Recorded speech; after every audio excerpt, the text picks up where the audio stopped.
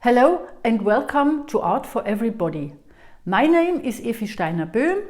I'm an artist from Germany, and these two little characters here are called Pedro and Rosa, and they are my assistants who sometimes help me to explain things in my video.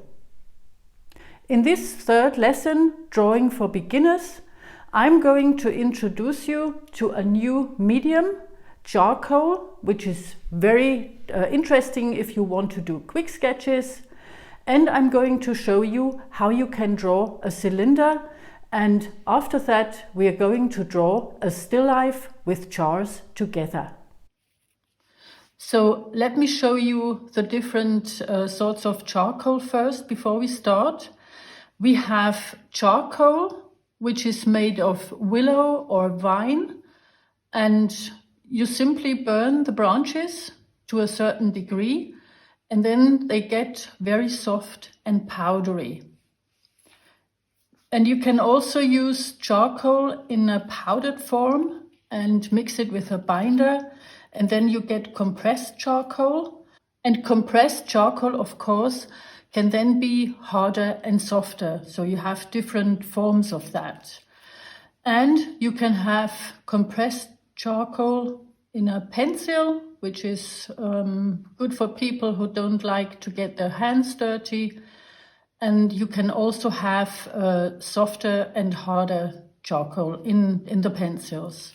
As for erasers, you can of course use quite normal erasers for charcoal as well, but it does not work quite as well.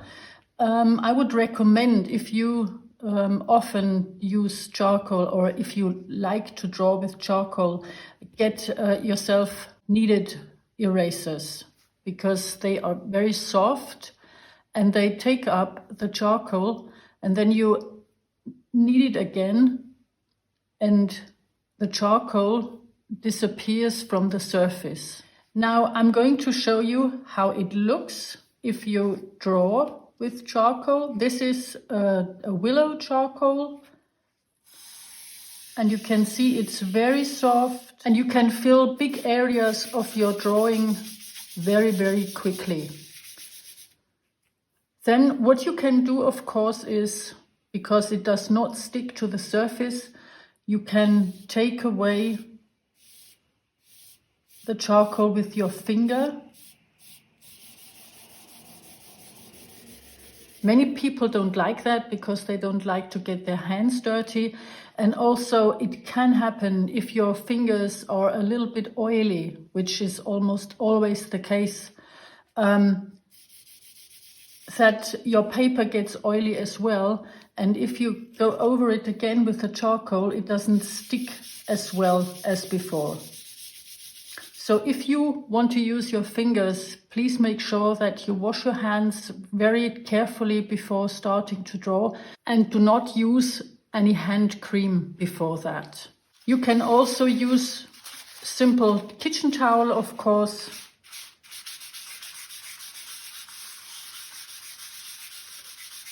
Or you can use cotton wool. Just be open to experiments, try whatever you like or whatever feels good to you. Okay, so that was the willow. And now let's get to the compressed charcoal. As you can see, this is a lot harder.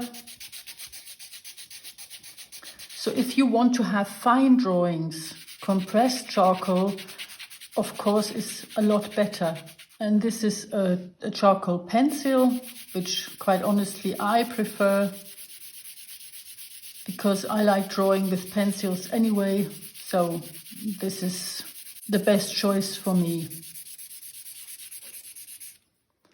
And also wiping the charcoal works here as well. And this is the kneaded eraser.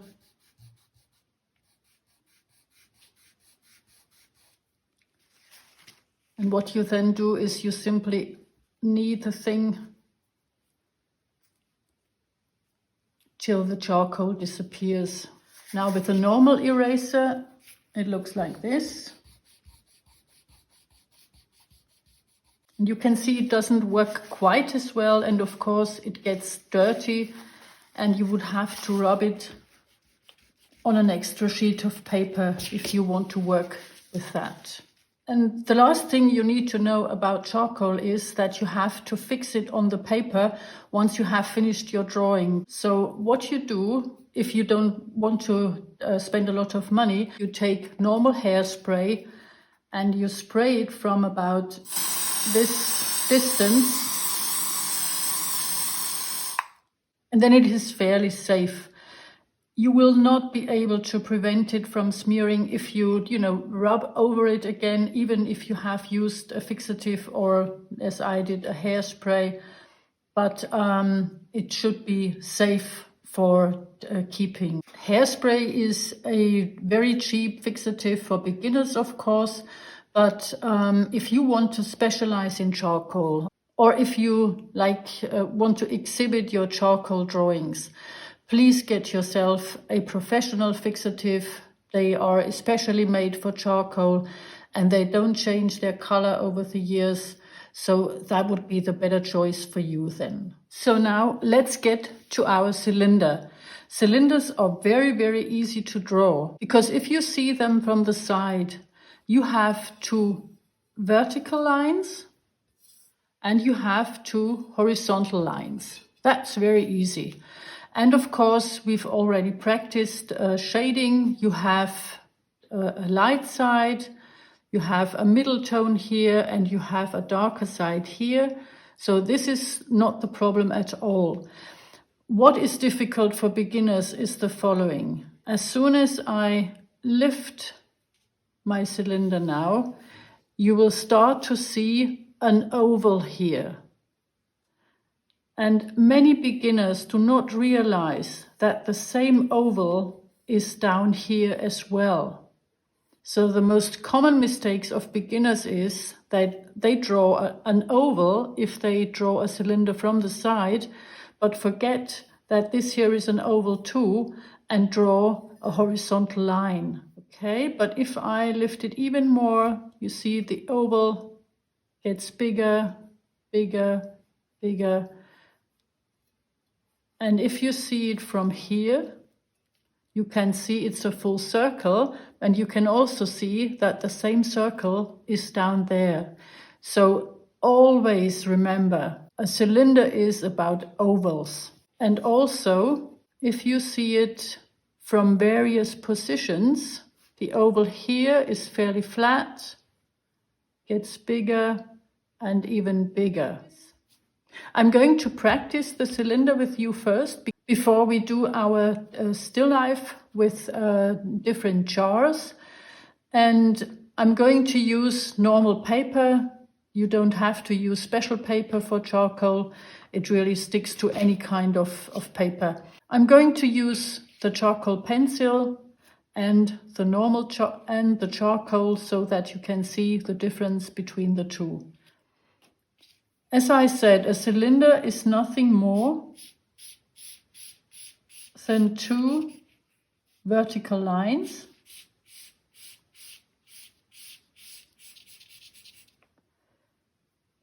And if you have the light from one side, which is always the best thing when drawing, that you only have one light source, you have the lightest part of your cylinder around here. That's the same with all rounded objects. If you have one light source, it always hits the object a little inside the object, not at the edge, okay?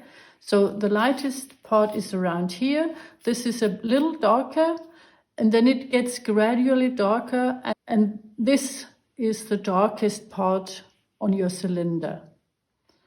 And around there, if I lift it now, because you normally don't see it like this, around there it gets a little lighter as well, because the light floats around it.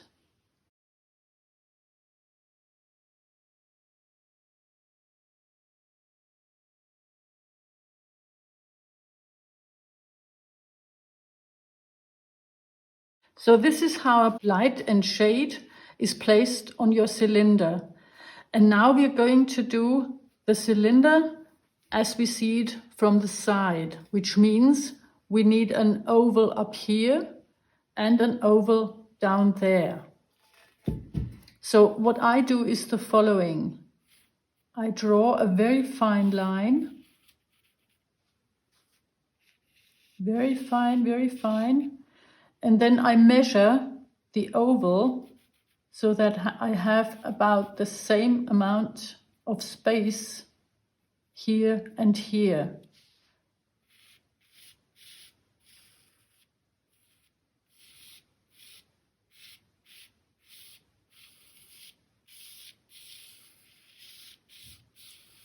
Because that also happens to beginners very often, that they do this part of the oval. They make it too big, and that looks wrong, of course. And the same down here. Okay, I mark the same oval as I had up there, and I do my half oval like this. And then, of course, I have to do the shading down there again. And if you have the cylinder which is empty inside, you also have to be aware that you have the shading inside your cylinder as well, which means you have the darker part here, and it gets lighter over here. And you have that part, the very lightest part, around here. Okay, it's just the other way round as it is on the outside of your cylinder. And then, of course, you have the cast shadow, which I can't demonstrate you now. You're going to see that in a minute when I show you the photo for our still life. And the cast shadow, if you have the light source from here, it's always very flat, and it cannot be bigger than the oval which is down there. You know, it can go in different directions, of course, like this or like that, but you always have to mark your oval and then go along the oval with your cast shadow. Okay, so that's the principle of the cylinder we are going to use now in our still life. And please, again, remember, you have an oval here, you have an oval down there, and be sure that you don't do any corners, okay? This also has to be round.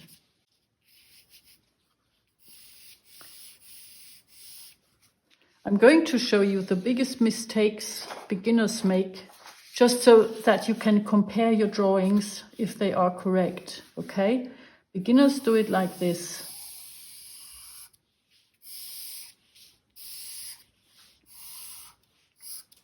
That's a very typical mistake, okay?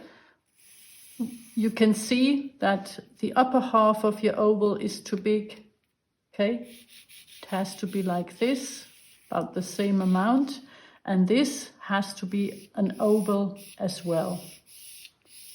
So now let's get to our still life. Okay, I've taken a photograph for you of 3 different jars, a big one, a middle one, and a smaller one. What I do first is that I mark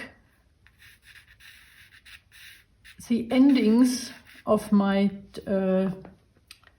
drawing first. So I want the whole motif within these 2 lines. And then I start with the object which is closest to me. And all the objects which are farther away, even if they are just a little farther away, have to go upwards in my drawing. So this is where the little black jar is going to be. This is about where the white one is going to be. And this is where the brown one is going to be. And that's fairly easy. Then I can do my vertical lines. And after I've done that, I can do my ovals. You see, this very easy if you follow those steps, you can't really go wrong. And now we have to be careful because the oval that I see up here is flat. This one is a little bigger and this one is even bigger.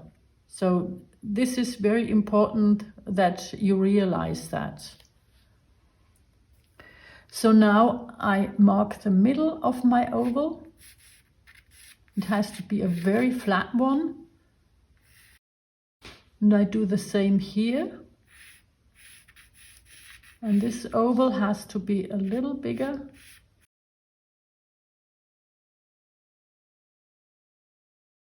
And this one has to be even bigger. I think this should be a little closer there. So I'm going to change that. And then of course I have to do the other ovals, which should be about the same as the other ones. And now you have the main forms of the 3 cylinders. This is a little bit far apart. I'm not going to correct it now. It doesn't really matter. What we have to do now is to add the handles first.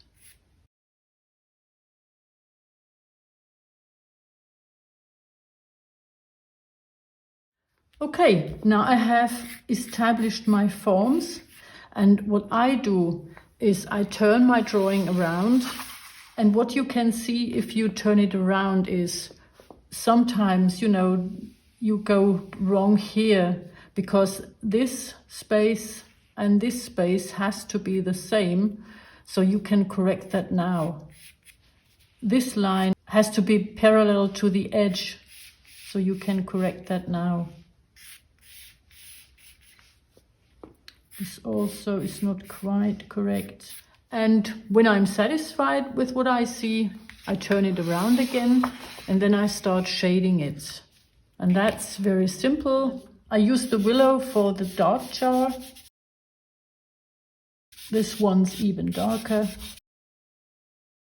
And this one is very light.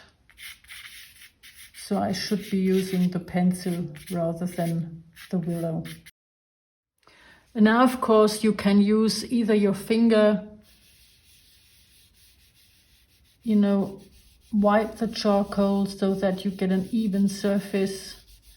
And the nice thing about the charcoal, if you have rough paper, is that you get a very structured surface, which looks quite nice with that ceramic jar.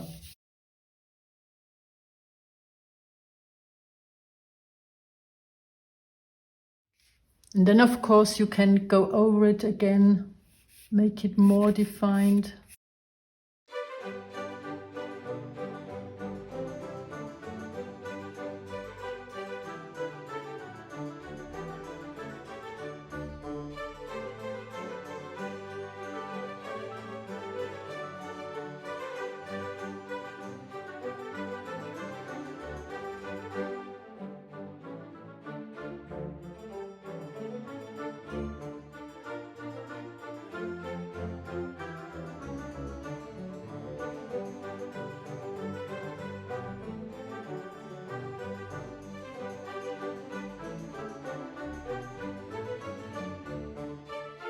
And if you're almost finished with your drawing, then please do yourself a favor and lean it against the wall so that you can see it from a different perspective.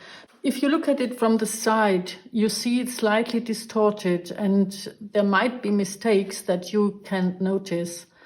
Or, as I did it before, turn it upside down and look at it like that.